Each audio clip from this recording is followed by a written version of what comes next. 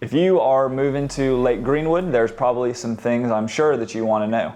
As a lifelong resident of Greenwood, I have come up with a handful of things that I would want to know about specifically before moving to Lake Greenwood. Let's get into it. So Wick, what are the communities like here on Lake Greenwood?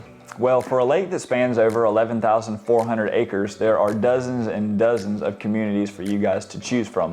Actually enough that they are split into 3 different counties. These are going to be Greenwood County, Lawrence County, and Newberry County. Now, when we talk about these communities specifically, I like to split them into thirds. The first set of communities are going to be your high-end, luxurious communities. They're going to be typically gated communities. They're going to have a very active HOA, and they're going to be very amenity-driven. They're going to have things such as your swimming pools, your restaurants, fitness centers, golf, tennis, pickleball, and much more. A lot of these neighborhoods on top of your HOA are also going to have a one-time initiation fee, depending on the neighborhood that you move into. These are going to be neighborhoods like Grand Harbor Golf and Yacht Club, Stony Point, or The Plantation. The second group of neighborhoods here on Lake Greenwood are going to be equally as nice. They are both still going to have an active HOA, but they're going to be a little bit less amenity driven. This is going to be neighborhoods like Summer Point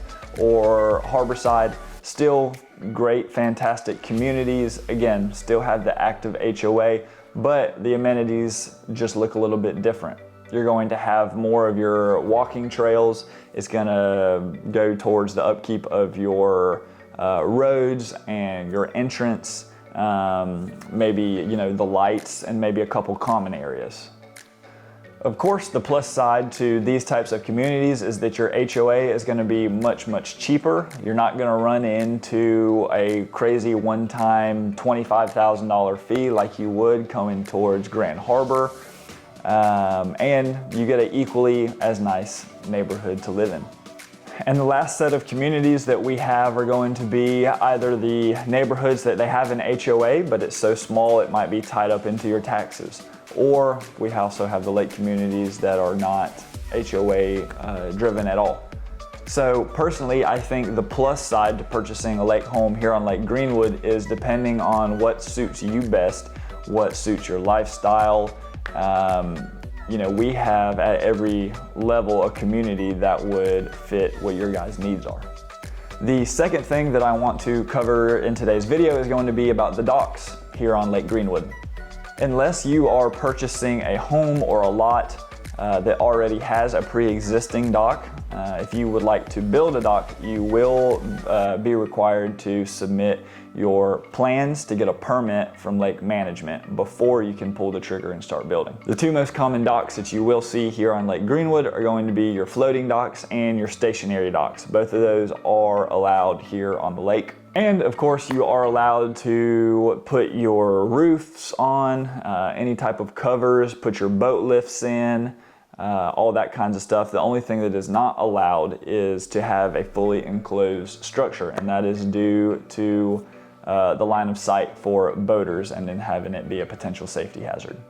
Your dock cannot be more than 1,200 square feet, and it can also go up to 110 feet out into the water. That being said, your dock does have to be 1/3 of the distance from your shoreline to the opposite shoreline across the water. The main thing is that your dock just can't be a hazard to any of the boaters out there on the lake. So as long as you abide by all these rules, you should be good to go. Another thing that I like to do is that when I have a client that is putting in an offer on a lake lot, we like to go ahead and get those plans together and submit them to lake management. That way we know the lot that you are purchasing is already suited for the dock that you guys want to build. So next, let's talk about where exactly is Lake Greenwood. Maybe you've never been here before, this is your first time hearing about Lake Greenwood, and you're just wondering where exactly we are located in the state. Lake Greenwood is located primarily in the western part of South Carolina, a majority of it being in Greenwood County. Again, as I mentioned earlier, it does spread into 3 different counties, being Greenwood, Lawrence, and Newberry, but the large majority of our lake is going to be Greenwood County. Lake Greenwood is going to be roughly 15 to 20 minutes outside of town. Could be more, could be less, depending on what part of the lake you are coming from.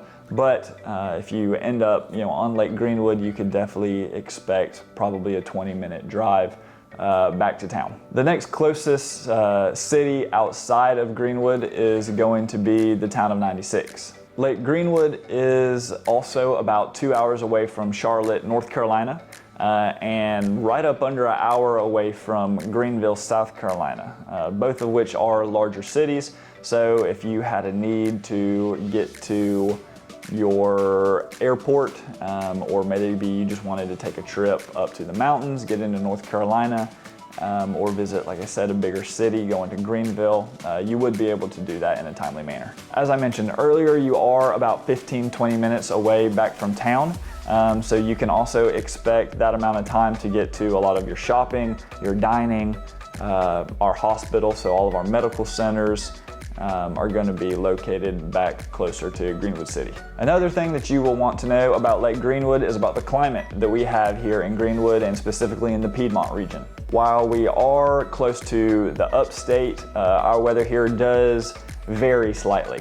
During the hot summer days, you can expect somewhere in the 90s during the day, and as the sun goes down, we will be closer into the 70s as nightfall comes. And then during those colder months, that's going to look a little bit like 50 degrees during the day and your low 40s to high 30s at nighttime.